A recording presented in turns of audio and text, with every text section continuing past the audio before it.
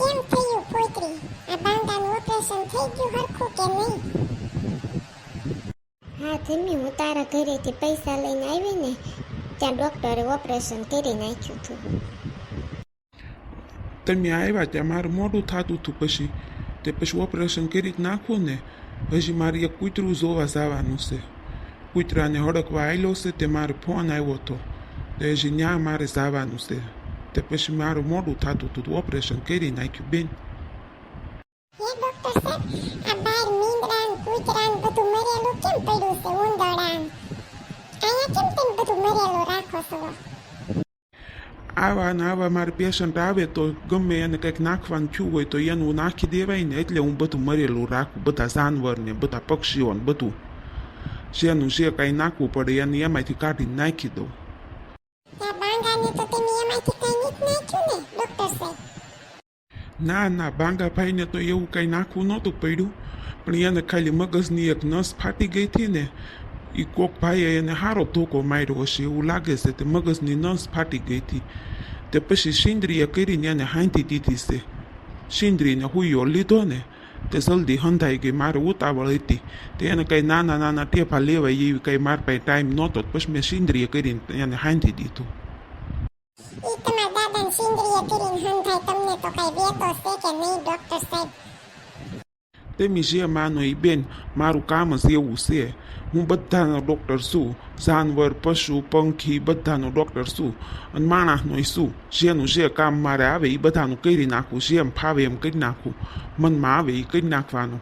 આપણે કંઈ એવું બહુ ધ્યાન ન દઈએ. તો તમે ડિગ્રી લઈને તો ડોક્ટર બન્યા છો કે નહીં? ડિગ્રી છે તમારી પાસે? બધા પશુ પંખી બધાની સારવાર કરવાની એકના ડોક્ટર હોય માણસ, બધાના ન હોય. તમારે કઈ ડિગ્રી છે? ડિગ્રી તો કોણ આપે મારી બેન? હું ભણ્યો ત્યાં સુધી છેલ્લેથી પહેલો નંબર લાવતો.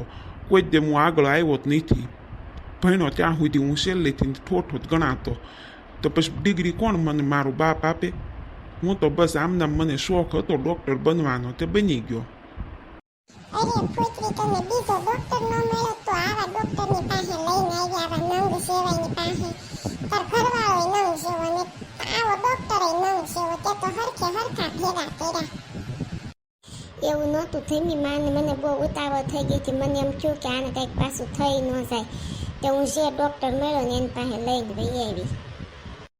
હવે બાંધા તારો વારો છે. નંગ સેવા તને કઈ બુદ્ધિ છે કે નહીં? એવા કોકના છોકરાને લઈને હાલતી ન થાશો. હું કાંઈ એને લઈને નહોતો હાલતો થયો, હું કાંઈ કિડનેપ નહોતો કરીને ગયો. મને એમ થયું કે મને કાંઈ લારી ખાલી આંકવી ગમે નહીં, કાંઈક તો હોવું જોઈએ ને લારીમાં. મેં કીધું આમ તો હું ભૂંડો લાગુ. તે પછી મેં એ છોકરું હાલ્યું જતું હતું, મેં એને બેહાર્યું. હું કાંઈ એને કિડનેપ કરીને નહોતો જતો. તારા બાપને તને કચરો ભરી લેવાય, કઈ વસ્તુ ભરી લેવાય, આવા છોકરા ન ઉપાડી લેવાય. તારામાં તો બુદ્ધિ જ નથી, તારામાં તો અક્કલનો સાંટો નથી. નંગ જેવા, હાવ નંગ જેવો તો તું ફટકાઈ ગયો છો મારી બેનપણીને. હવે મારે આ ધંધો જ નથી રાખવાનો, હું ધંધો જ ફેરવી નાખવાનો છું. ધંધો હું ફેરવી? તું તારું મગજ ફેરવવાની જરૂર છે. મગજ તો તારું દાદુડી ઈનું ઈ રહે ને. મગજ જ તારું એવું દોડે છે તો પછી ધંધો ફેરવીને શું કામનું? બીજો ધંધો કરીશ, એમાંય તું આવો ને આવો ભૂખણીઓ વાળીશ. અને આ તો છે ને મારી બેનપણી હારી તે તને અહીંયા લઈને આવી દવાખાને ગુડ્યો તને. નકર તારી જેવા નંગને તો છે ને જેવો માર મારતા હોય ને એવો મારવા જ દેવાની જરૂર છે. તમારે બધા માથાકૂટ કર્યું હોય એવી કરો. મારે મોડું થાય છે. એ કૂતરું હડકવા આવેલો છે ને એ મરી જશે, એટલે મારે છે ને પહેલાં જલ્દી જવું છે તો મને પૈસા મળી જાય. એના મરી જશે તો મને કોણ એના પૈસા દે છે? એટલે હું જરીક એનો જોઈ લઉં ને તો મને પૈસા મળી જાય. હો, હું જાઉં છું હવે. તેમ બધા જે માથાકૂટ કરવી હોય એ કરો. મારી બેનપણી ધમી હાસું કહેશે હો બાંગા, તું નંગ જેવો ભટકાઈ ગયો છો મારી બેનપણીને. મારી બેનપણી કેવી હાજી હારી, રૂડી રૂપાળી હિરોઈન જેવી છે. અને તું જો તારું જડબું તો જો ખટારાના બોગી જેવું તારું જડબું છે. નંગ જેવો ભટકાઈ ગયો છો. તારી જેવાને તો છે ને ઉપાડીને જીવતા મોહણીએ મૂકવાની જરૂર છે. તું મોહણીએ શોભ એવો છો, તું ઘરમાં કઈ શોભે એવો. બસ હો, ક્યાં રૂની હું સાંભળું છું. મેં કીધું નથી બોલવું નથી બોલવું, પણ આવ્યું ત્યાં રૂનું મોગા શરૂ કરી દીધા છે. મારા છોકરાને છે ને કાંઈ કહેતી ન્યું નહીં, નકર તમને બધુંને એક ઝાપટ ભેગી ઊંધે કાન નાખી દઈશ.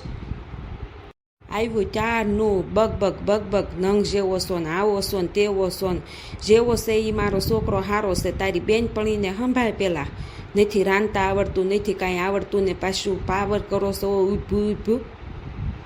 મારી બેનપણી તો હિરોઈન છે, હિરોઈન. આવી બે આવો હીરો તો તમારા ઘરમાં ન શોભે, પણ આ તમે નહીં નાખીને આ બાંગો છે ને ફસાવીને લઈ ગયો છે મારી બેનપણીને. હું અહીંયા હોત ને તો હું જ ન થવા દેત. હું જાત્રા કરવા ગઈ ને ત્યાં આને પૌણી ગયો પોદળા જેવીને. પોદળા જેવી કેતી નહીં હો મારી બેનપણીને. તારા છોકરાને જો પેલા, તારા છોકરાના મોગા હામું જો, વેચી મોગામાં માલ, વેચી મગજ. એ કરતા તો કંઈક નાના છોકરાને મગજ સારું હોય, એને એટલી ભાન પડે કે આ કામ કરાય કે આ ન કરાય. છોકરાને ઉઠાવીને હાલતી નો છો, એને બાપનો હોય એમ. બસ હો, હવે બધું બોલવાનું બહુ વધી ગયું છે. હવે છે ને તારું મોઢું સીવી લે, નકર તારા આઈનાને ભીસા ખેરવી નાખીશ. તું હજી મને ઓળખતી નથી હું કોણ છું એમ. તને ઓળખવી ન પડે, તું તો આમના મોઢેથી તે દેખાઈ જાશો. ઢોલ જેવી કેવું તારી બોડી છે, કેવી તું છો, અને તારું મગજ કેવું હોય ખબર પડી જ જાય. તારો મોગો હોય. ફોતરી તાર બેનપણીઓને કે અહીંથી હાલતીનું થાય એના મોગા લઈને. હવે એક શબ્દ ન બોલે, નકર હવે હારા વાત નહીં રહે. હવે હું એને મારી નાખીશ, નેવક્યું મારી નાખી, અહીંયા ઠાર કરી નાખીશ. ડૉક્ટર સાહેબે નથી, એટલે એનો ઈલાજ કરે એવો એનો બાપે અહીંયા નહીં મળે કોઈ એને, એટલે હારા વાત નહીં રહે. એને કે અહીંથી હાલતીનું થઈ જાય, અને કોઈ દે અહીંયા મોગા લઈને એનું ન આવે. એની છે ને કઈ શોખનું નહીં થયું, તાર છોકરાને ખબર કાઢવા નહીં થયું. અમારી બેનપણી હિસાબેથી આવ્યું છે, એનો ઘરવાળો ગણાય ને એટલે એની ખબર કાઢવા આવ્યું છે. તારે ન કેવું પડે સાવ એમ. તમારે અહીંયા ઊભું કોણ રે, અંચું એની સાચી જ છો ડોશી. આગળના મારા વિડીયો જોવા માટે મારી ચેનલને સબસ્ક્રાઇબ કરો હો મારા વાલા ફ્રેન્ડ. તો તમને મારા આગળના વિડીયો આનાથી પણ મજેદાર જોવા મળશે.